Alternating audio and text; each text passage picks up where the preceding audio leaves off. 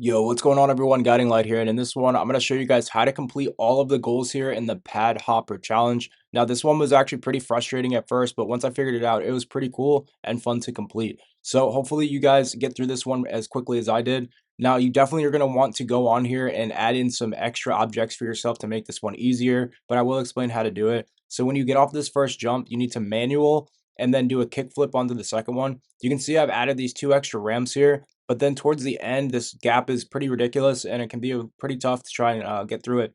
So what you want to do is not add one of these smaller ramps. There's actually a much better object to add, although you have to add it in pretty perfectly in order to get it to actually work.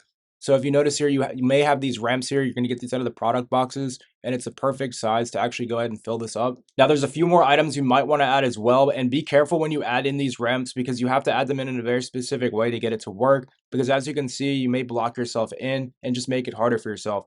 So when you go to place this ramp, push it up against the wall on the right side, and then begin to either lower or raise it. And that way it'll be flush. But you can see here, it's still pointing up in the air. You definitely don't really want that because it's going to make the challenge much more difficult. So if you mess with it a bit, and it definitely takes lowering and raising it and messing with it a lot, but you can get it to be flush and point downward at the same time, but you have to keep kind of forcing it over that lip there. So as you can see, once you get that one done, you're going to want to fill this gap in as well. And again, just do the same thing. Use this ramp, but make sure to give yourself enough room to actually be able to complete the grind.